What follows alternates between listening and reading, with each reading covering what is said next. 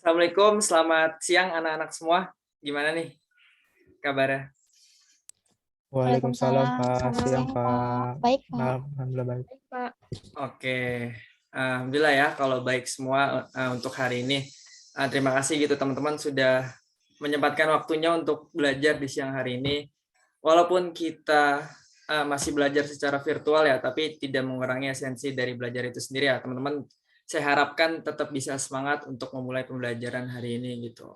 Nah, sebelum memulai pembelajaran nih, akan lebih enaknya gitu kita mulai dengan berdoa terlebih dahulu ya. Silakan nih buat ketua kelas memulai doa terlebih dahulu. Baik Pak, izin untuk memimpin doa ya Pak. Baik teman-teman semua, untuk mengawali pelajaran hari ini, alangkah baiknya kita berdoa. Berdoa dimulai.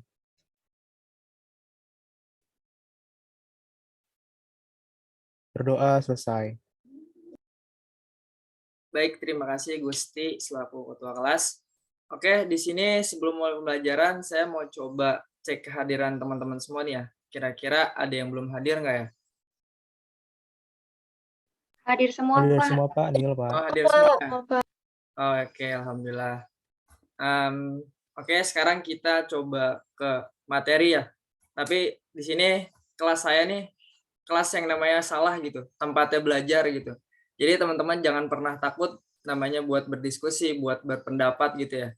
Kalau kata Minke dalam buku Bumi Manusia dia berkata, kalau tuan-tuan itu terpelajar. Jadi jika salah katakan salah, jangan jangan iya saja gitu. Jadi semuanya nggak ada yang ngomong kosong gitu. Teman-teman semua di sini sama-sama belajar, sama-sama berpendapat, seenggaknya teman-teman terbentuk daya pikirnya gitu ya. Oke, saya coba share screen dulu ya buat materinya.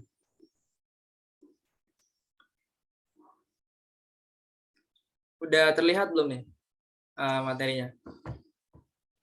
Sudah Pak. Sudah Pak. Oke, pada pertemuan kali ini kita akan membahas ya norma dalam kehidupan sehari-hari.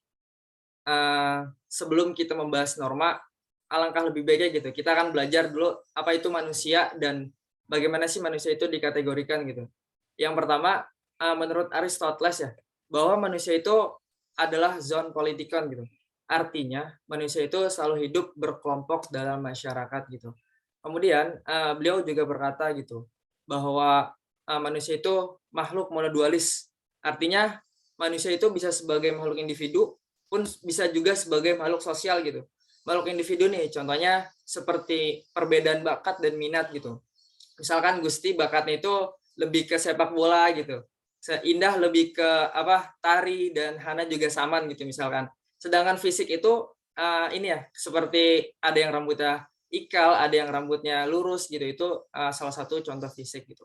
Sedangkan makhluk sosial ini identik ya dengan manusia, selalu ingin berkelompok gitu misalkan seperti Gusti dengan Niko nih kelas sebelah nih selalu ingin bersama-sama berkelompok gitu. Misalnya Hana dengan circle-nya nih sama-sama Citra gitu berdua gitu. Kemudian Indah dengan Misa gitu.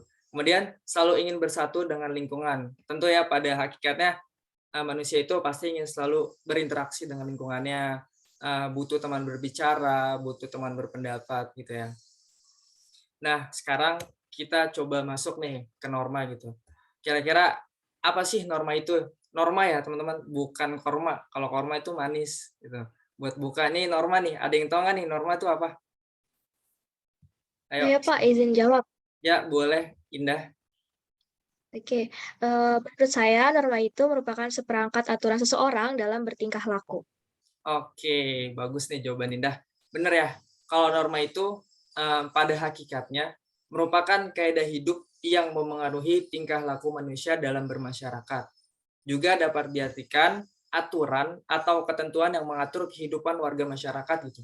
Dipakai sebagai panduan, tatanan, dan pengendali tingkah laku. Kemudian dari fungsi norma ini sendiri ya, yang pertama itu pengatur kehidupan seseorang dalam kehidupan masyarakat gitu. Supaya apa? Supaya mewujudkan sebuah lingkungan yang aman dan tentram gitu. Nah, norma ini tentunya memiliki ini ya, teman-teman, 3 kategori kepentingan yang dilindungi gitu. Yang pertama itu kepentingan umum, yang kedua kepentingan masyarakat, dan yang ketiga kepentingan pribadi. Oke, kita bahas satu persatu. Yang pertama kepentingan umum ya. Kalau kepentingan umum ini lebih kepada kepentingan negara ya sebagai badan hukum untuk mempertahankan substansinya gitu. Kepentingan negara ini sebagai juga kepentingan masyarakat gitu. Dan yang kedua, kepentingan masyarakat ini untuk melindungi manusia itu dari kerusakan moral. Artinya kemajuan umum untuk berkembangnya manusia ke arah yang lebih baik gitu. Jadi norma itu dalam masyarakat seperti itu. Kemudian yang ketiga, kepentingan pribadi gitu. Kepentingan keluarga maupun perseorangan. Contohnya, norma itu perlindungan terhadap fisik, kehendak berpendapat, keyakinan beragama, dan hak milik. Selanjutnya kita masuk nih, apa saja macam-macam norma. Kira-kira ada yang bisa jawab nggak nih dari teman-teman semua? Saya, Pak, Ya, boleh, Hana. izin menjawab. Macam-macam norma itu ada norma kesusilaan, norma kesopanan, norma agama, dan norma hukum, Pak. Oh iya, betul sekali. Jadi norma itu ada 4 ya. Yang pertama norma kesusilaan, norma kesopanan, norma agama, dan norma hukum. Oke, kita bahas satu persatu ya. Yang pertama itu ada norma kesusilaan. Norma kesusilaan ini dikatakan peraturan hidup yang berkenaan dengan bisikan kalbu dan suara hati nurani manusia gitu. Kehadiran norma ini bersamaan dengan kelahiran atau keberadaan manusia itu sendiri gitu, tanpa melihat jenis kelamin dan suku bangsanya. Nah, dari pengertian yang telah saya jabarkan nih, kira-kira ada yang bisa gambarkan? Ada yang bisa gambarkan nggak sih contoh dari norma kesusilaan ini seperti apa? Izin menjawab, Pak. Ya, boleh. Seperti berkata jujur, tidak mencuri, dan tidak menyakiti orang lain, Pak. Ya, betul sekali. Norma kesusilaan itu berkata jujur, tidak menyakiti orang lain gitu. Itu termasuk salah satu norma kesusilaan gitu. Akan tetapi jika ternyata gitu ada orang yang bertentangan dengan contoh-contoh yang telah disebutkan gitu, seperti ternyata dia mencontek gitu dalam lingkungan sekolah, ternyata dia menyakiti orang lain, ternyata dia mencuri, itu sanksinya itu berupa dari dalam diri kita sendiri gitu, seperti perasaan tidak tentram, gelisah, dan merasa bersalah. Itu sanksi dari norma kesusilaan. Selanjutnya kita masuk ke norma kesopanan. Norma ini berhubungan dengan pergaulan manusia dalam kehidupan sehari-hari. Norma kesopanan bersumber dari tata kehidupan atau budaya yang berupa kebiasaan-kebiasaan masyarakat dalam mengatur kehidupan kelompoknya. Contohnya menghormati orang yang lebih tua, berkata sopan, berpakaian sopan, dan sebagainya. Nah, kalau di norma kesusilaan tadi saya menjelaskan pengertian dan sanksinya, di sini saya menjelaskan pengertian dan contohnya nih. Coba dari norma kesopanan, kira-kira ada yang bisa jawab nggak sih? Dari pengertian dan contoh ini, sanksinya itu bakal apa sih dari norma kesopanan ini? Ada yang bisa jawab nggak? Saya izin coba menjawab, Pak. Iya, boleh, bisa. Menurut saya, sanksinya itu dikucilkan atau dijauhkan, Pak, dan tidak disukai oleh orang lain. Ya, benar sekali jawaban dari Nisa. Jadi, dari sanksinya itu seperti kita nggak menghormati yang lebih tua, kita tidak berpakaian sopan, itu nanti efeknya itu dari luar diri kita gitu, seperti kita tidak disenangi orang lain, tidak disukai orang lain, dikucilkan, itu salah satu sanksi dari norma kesopanan gitu. Selanjutnya ada yang ketiga ya, norma agama. Norma agama ini sekumpulan kaidah atau peraturan hidup manusia yang sumbernya dari wahyu Tuhan gitu. Jadi kayak misalkan Al-Quran, Injil, Taurat, Zabur itu semuanya dari Tuhan untuk mengatur segala kehidupan manusia gitu, agar bisa lebih tertata dengan baik dalam menjalankan kehidupannya. Nah, dari norma agama ini ada yang bisa ngasih gambaran nggak nih, contoh dan sanksinya itu seperti apa? Ada yang mau jawab? Saya, Pak, mau coba jawab. Boleh, Gusti, silakan. Baik, Pak. Kalau dalam norma agama itu, contohnya itu misalkan ibadah, Pak, pada Tuhan. Misalkan kalau Islam nih, kita sebagai umat Islam, kita harus sholat, ngaji. Sedangkan untuk yang non-Islam, misalkan Kristen, itu ibadah ke gereja. Sanksinya itu misalkan itu berdosa gitu, Pak. Oke, bagus Gusti nih. Kalau contohnya itu misalkan Islam sholat, mengaji gitu ya, dan Kristen itu beribadah di gereja.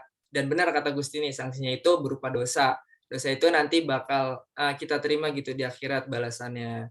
Jadi sebagai manusia, kita harus tetap memegang teguh gitu norma-norma agama supaya kita bisa menjalankan kehidupan ini dengan tentram dan damai. Selanjutnya, yang terakhir ini ada norma hukum. Norma hukum ini bisa dikatakan atau bersumber gitu dari pemerintah atau negara gitu. Contohnya seperti menaati aturan lalu lintas, memiliki SIM gitu. Dan sanksinya ini berupa sanksi denda atau hukuman penjara gitu ya teman-teman. Oke, sekarang setelah tadi saya memaparkan gitu pengertian macam-macam dan juga contoh sanksi, Sekarang kita coba sedikit merefleksikan diri ya teman-teman. Kita coba sedikit bermain tebak gambar gitu. Jadi nanti konsepnya kayak saya menyediakan gambar, nanti teman-teman jelaskan ini norma apa dan alasan apa gitu, mengapa teman-teman berkata norma tersebut gitu. Nah, ini untuk gambar pertama. Kira-kira ada yang bisa mau berpendapat?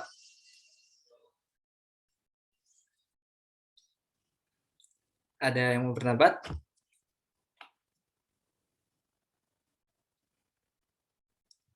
Siapa nih? Yang pertama nih, gambar pertama, ada yang mau berpendapat nggak? Saya Pak, boleh. Oh iya, boleh silakan Hana. Menurut saya ini masuk ke dalam norma kesusilaan, Pak, di mana ini merupakan perbuatan mencuri atau perbuatan yang melanggar norma kesusilaan. Ya, benar sekali. Ini termasuknya ke dalam contoh pelanggaran norma kesusilaan ya. Karena tidak sesuai gitu dengan hati nuraninya, dia tuh mencuri dan sangat merugikan orang lain gitu. Selanjutnya nih.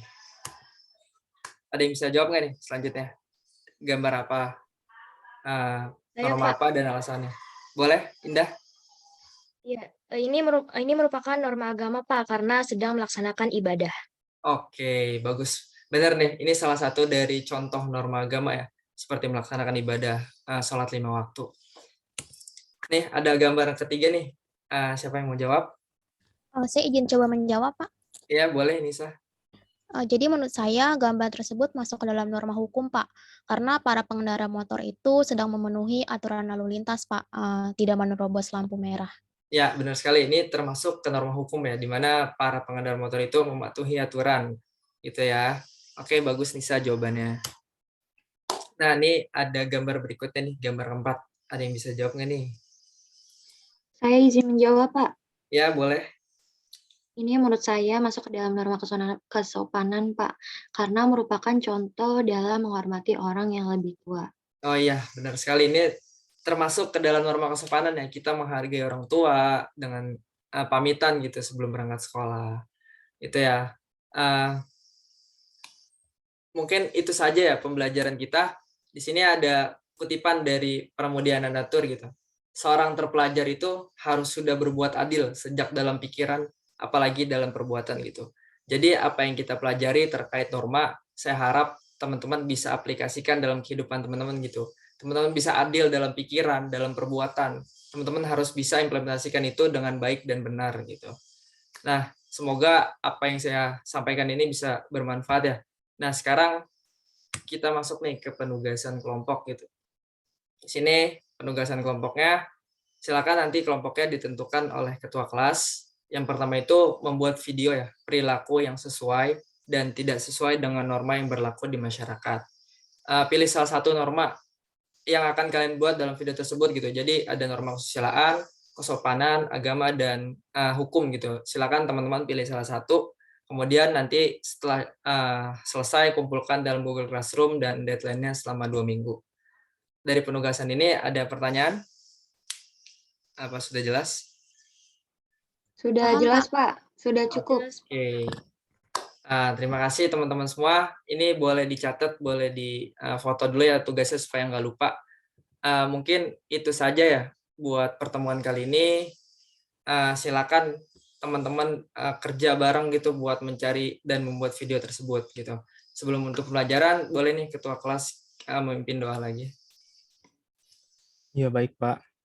Teman-teman sekalian, karena pembelajaran hari ini sudah selesai, maka kita tutup dengan doa ya.